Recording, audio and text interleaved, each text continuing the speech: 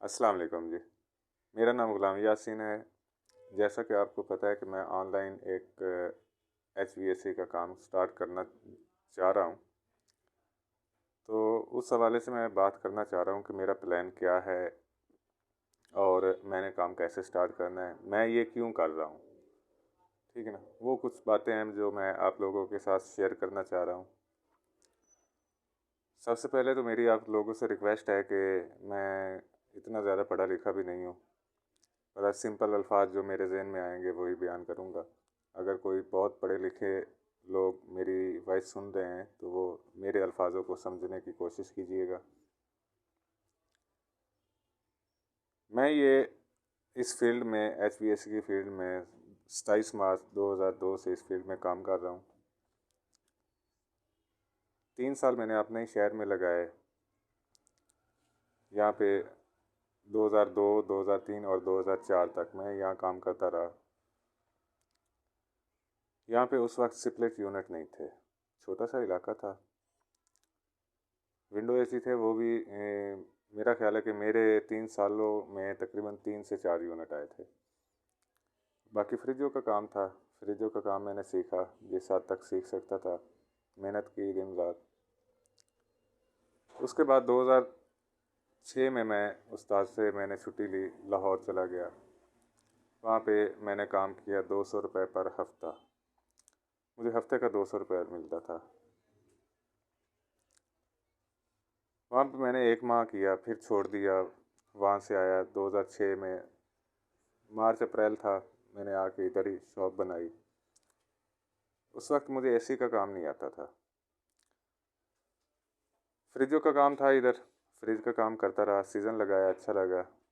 Of season आया, फिर काम ख़त्म हो गया, हत्ता कि दुकान छोड़ना पड़ी।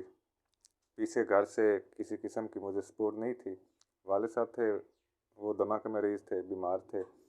घर का जो अखराजात थे वो एक मैं था, एक मेरा छोटा भाई था जो हमाम का काम करता था। उस वक्त लाहौर ठोकर नियाज बेग वहाँ पे 800 रुपये महीने पे जॉब करता था। यहाँ 2006 का सीज़न लगाने के बाद कुछ अर्सा मैंने रक्शा चलाया, यानी सर्दियाँ जो थी रक्शे पे मैंने गुजारा किया, घर का अखराजात चलते रहा। 2007 का सीज़न स्टार्ट हुआ, मैं लाहौर चला गया।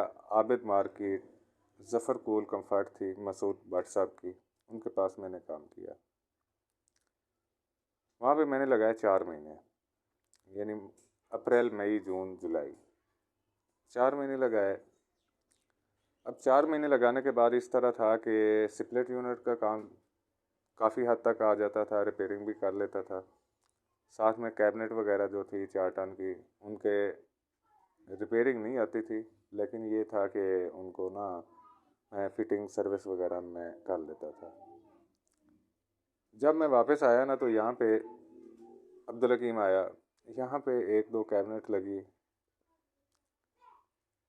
खैर मैं जब यहाँ पहुँचा तो मैंने ये समझा कि मैं बहुत बड़ा कारीगर बन गया हूँ, मुझे स्प्लिट यूनिट का काम भी आता है, 4 टन की कैबिनेट भी कर लेता हूँ।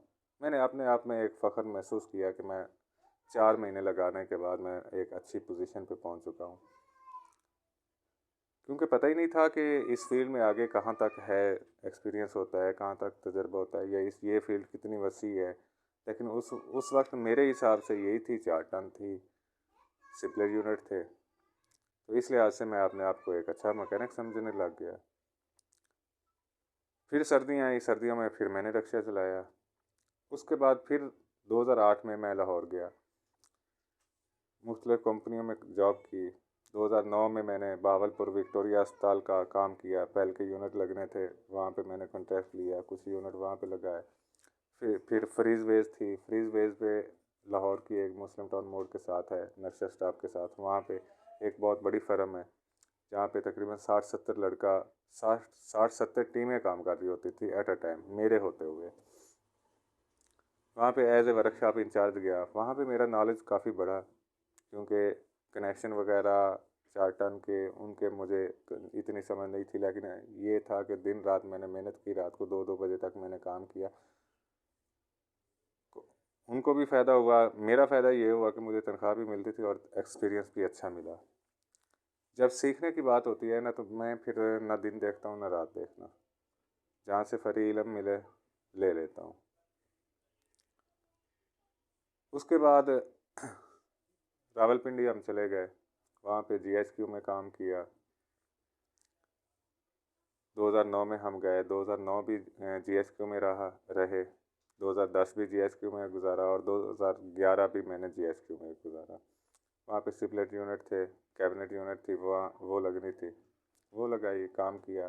कॉन्ट्रैक्ट बेस पे गए, 40-50 रुपये पर फुट पैप मिलता था उस वक्त। वो काम करने के बाद दोबारा हम आ गए 2011 में, मैं अब्दुल हकीम आ गया, यहाँ पे वर्कशॉप बनाई। 2011 और 12 2 साल रहा। इसके बाद फिर यहाँ से मैंने छोड़ा, काम ना चला, कोई मसले एक दो आ गए थे जिस वजह से मुझे शॉप छोड़ना पड़ी। फिर मैं लाहौर चला गया।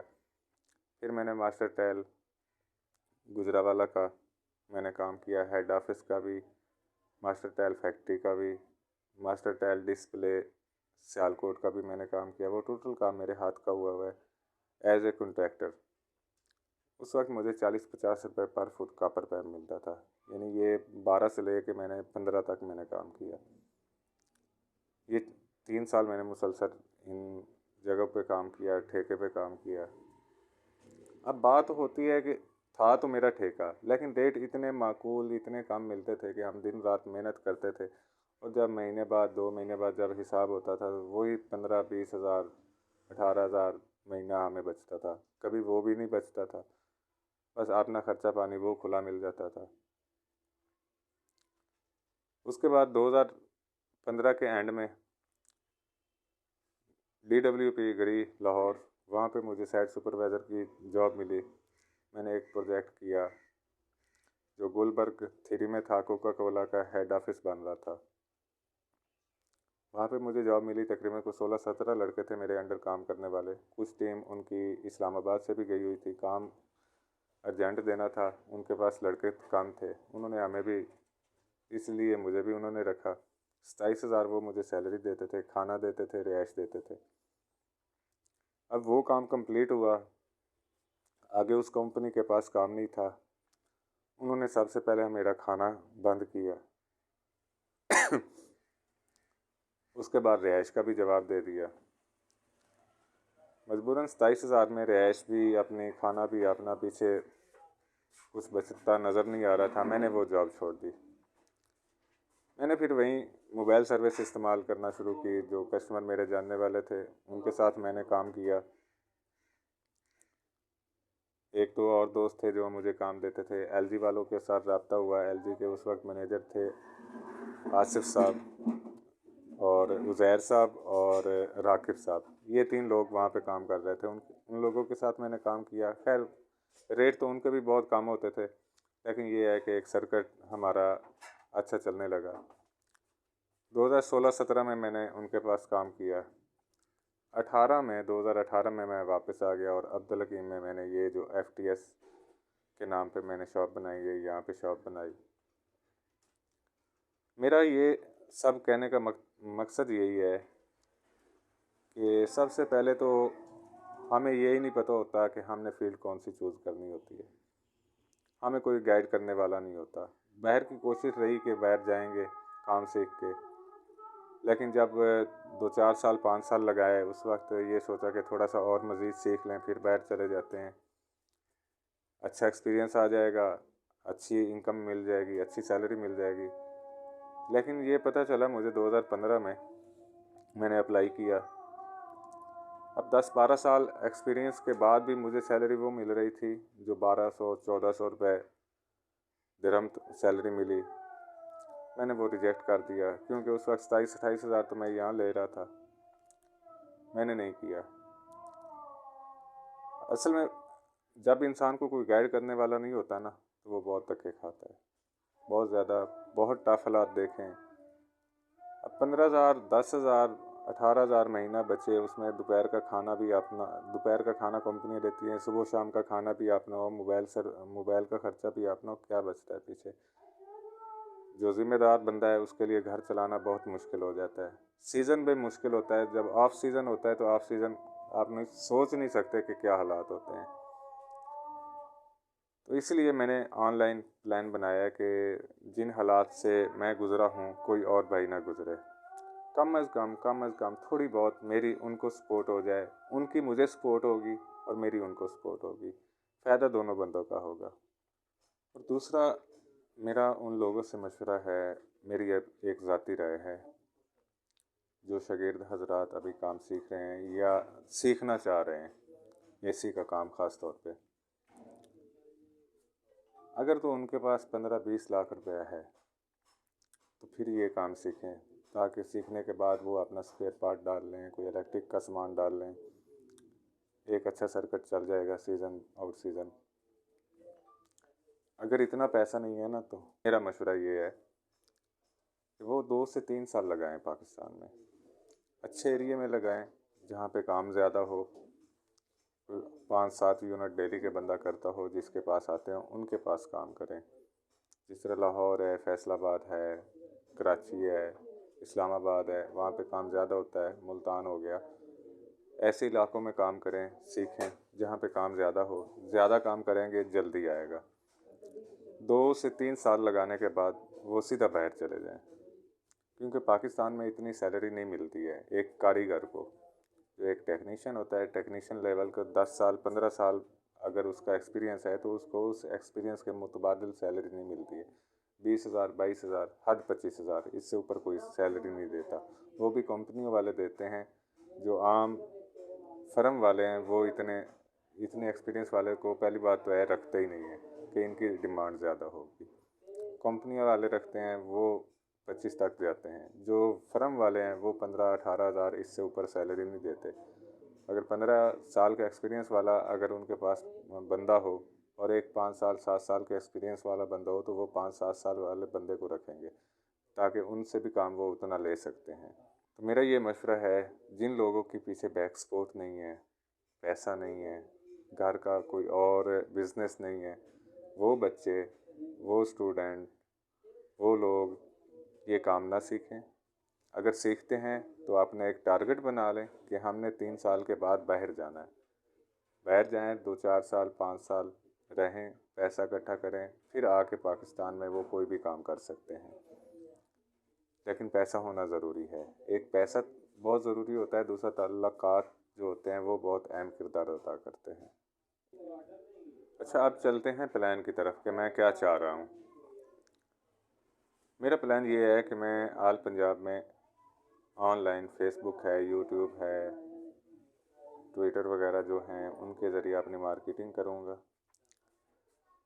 जो काम मेरे पास आएगा, फ़र्ज़ करें एग्ज़ाम्पल दे रहा हूँ, लाहौर का काम आ गया। अब लाहौर से जो बंदा मेरे साथ अटैच होगा वो लोकेशन चेक किया जाएगा। अब लाहौर चबुर्जी का काम आ जाता है तो जो चबुर्जी के करीब टेक्नीशियन मेरे साथ अटैच होंगे उनके साथ मैं रब्ता करूँगा, उनको बोलूँगा कि फ़लाँ जगह पे काम है, आप काम करके आएँ।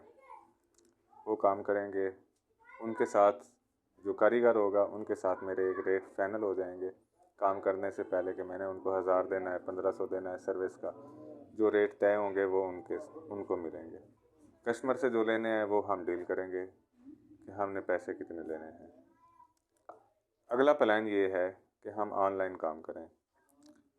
ये जो 2021 गुजरा है इसमें भी मैंने ऑनलाइन काम किया है, लेकिन एक महदूद लिमिट तक किया है। मैंने ऐसी सेल परचेजिंग ऑनलाइन ज़्यादा की है।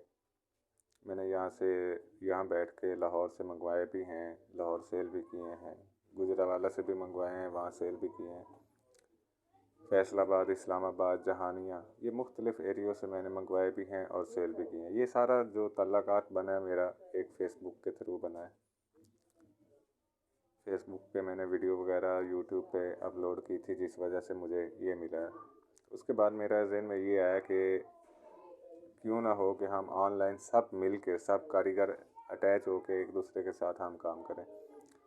उसका फ़ायदा ये होता है, अब इस साल मैंने एक यूनिट गुजरावाला भेजा, मैडम थी कोई, उनको ऐसी मैंने सेल किया। उसने कहा कि जी अगर बेहतर हो जाए कि मैं यूनिट देख लूँ तो उसके बाद मैं आपको पेमेंट करूँगा, अगर ऐसा हो सकता है तो आप कर दें।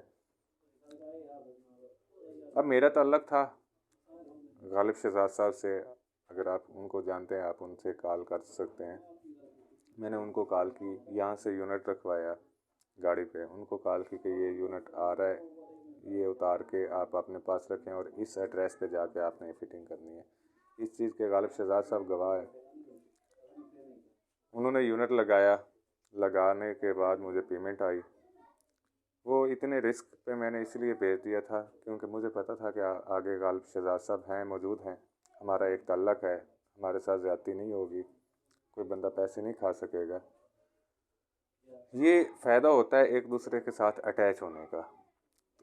और मैं चाह रहा हूँ कि सब लोग, हम सब लोग जितने भी कारीगर हैं, हर ज़िला से, हर शहर से, हम एक दूसरे के साथ एक अच्छा प्लेटफार्म बनाएं, एक दूसरे के साथ एक अच्छे राब्ते के साथ रहें ताकि हमारा फ़ायदा हो।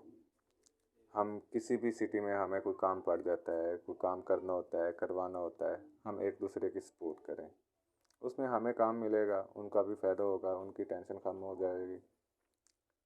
सेल परचेजिंग है, एक से लेके दूसरे को सेल कर दिया, वो हमें एक अच्छा रिस्पांस मिलेगा और अच्छा कारोबार एक अच्छे तरीके से हम चला सकेंगे।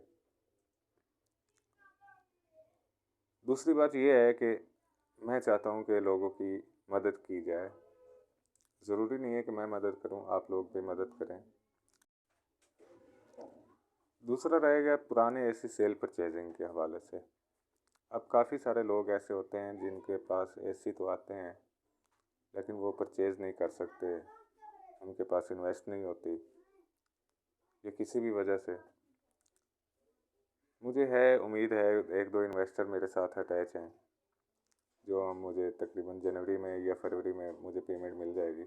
अगर किसी भाई के पास कोई यूनिट आता है जिनके पास इन्वेस्ट नहीं होती है, वो मुझसे रब्ता कर सकते हैं। इंशाल्लाह जिस हद तक हो सका मैं इन्वेस्ट करूँगा। बहुत ज़्यादा दावा तो नहीं करता लेकिन जितनी हो सका मैं इन्वेस्ट करूँगा। लोगों के साथ चलेंगे, लेकिन ये उन लोगों के साथ होगा जो हमारे साथ अच्छे तरीके से चलेंगे, हमें अपना, जिन पे हमें एतमाद होगा, उन लोगों के साथ काम करेंगे। अपनी इन्वेस्ट करेंगे, वो खुद परचेज़ करेंगे, खुद ही सेल करेंगे। जो प्रॉफिट होगा 50% होगा, आधा उनका होगा, आधा हमारा होगा। अगर किसी के पास इन्वेस्ट नहीं होती ऐसी ख़रीदने के लिए, 2 3 4 मिल जाते हैं उनको, वो इतनी इन्वेस्ट नहीं कर सकता, वो हमसे रब्ता करेगा। इंशाल्लाह हम जिस हद तक हो सका, क्योंकि हमने अभी ऑनलाइन बिज़नेस करना है, हमारा मकसद भी यही है कि हम इन्वेस्ट करें, तो वो हम इन्वेस्ट करेंगे। इसमें उनकी भी सपोर्ट हो जाएगी, हमें भी सपोर्ट हो जाएगी। इसके बाद नए यूनिटों की बात आ जाती है। नए यूनिटों का भी हम कोशिश कर रहे हैं, अगर किसी कंपनी के साथ, डीलर के साथ हमारी कोई बात हो जाती है तो इंशाल्लाह कोशिश है कि हम नए यूनिट भी ख़रीदेंगे और वो आप लोगों के ज़रिए ही सेल करेंगे। उसमें आपको भी अच्छा एक मार्जिन दिया जाएगा, हमें भी ज़ाहिर बात है हम थोड़ा कमा लेंगे, हमें भी कुछ ना कुछ फ़ायदा होगा, आप लोगों का भी फ़ायदा होगा। ये काम मैं कर रहा हूँ, कोई ये ना समझे कि मैं अपना बिज़नेस स्ट्रॉन्ग कर रहा हूँ। मैं अकेला अब्दुल हकीम, छोटा सा एरिया है, इसमें कितना बड़ा बिज़नेस कर लूँगा? कोई नहीं, बहुत छोटे से लेवल का कर लूँगा, ठीक है ना। अगर इतना बड़ा प्लान कर रहा हूँ, ये एक बहुत बड़ा प्लान है। अभी 2 3 दिनों तक हमारी पोस्टें और मज़ीद बन रही हैं, वीडियोज़ वगैरह बन रही हैं जो हम फेसबुक पे, यूट्यूब पे, ग्रुपों में हम इंशाल्लाह लॉन्च करेंगे। हाँ, कस्टमर का जो प्लान है, हमने कस्टमर किस तरह से लेके आना है, किस तरह हमारे पास कस्टमर आएगा, उसका प्लान अभी मैं शेयर नहीं कर रहा हूँ आप लोगों के साथ। आप कारीगर हैं, आप लोगों के साथ इतना शेयर कर रहा हूँ कि आप हमारे साथ मिलें। हमने काम किस तरह करना है, आपको क्या फ़ायदा होगा, हमें क्या फ़ायदा होगा, ये चीज़ है। इल्म के लिहाज से भी इंशाल्लाह मेरे पास जितना इल्म है, जिस हद तक हो सका कोशिश करूँगा मैं अपना इल्म बाकी लोगों तक बढ़ाऊँ। चलो किसी न किसी का फ़ायदा तो होगा। और एसी का काम है, एसी का काम भी अगर फ़र्ज़ करें, अगर कोई 50 बंदा है, मैं 50 बंदे को 10 10 हज़ार का काम अगर मेरी तरफ से चला जाता है तो वो मेरी कामयाबी है, मेरी नाकामी नहीं है। और इंशाल्लाह इतना होगा कि हर शहर से इतना, इससे कई गुना ज़्यादा काम निकलेगा, बहुत ज़्यादा निकलेगा। और इंशाल्लाह अल्लाह से उम्मीद है कि मैं एक अच्छे तरीके के साथ चलूँगा। ये है कि हम सब मिल के काम करें, एक दूसरे को सपोर्ट करें, इल्म के लिहाज से सेल परचेजिंग से के हिसाब से, काम के हिसाब से। बस मेरी यही ख्वाहिश है। अब कोई भाई अगर मुझे अच्छा समझता है उसकी मर्ज़ी, बुरा समझता है उसकी मर्ज़ी। हर बंदे की एक अपनी सोच होती है। बहरहाल मुझसे जिस हद तक हो सका मैं इंशाल्लाह हाजिर हूँ। कोई भाई किसी भी जगह से है, कोई सवाल करना चाहता है, अपनी राय देना चाहता है, मेरा नंबर है, मुझसे डायरेक्ट रब्ता कर ले।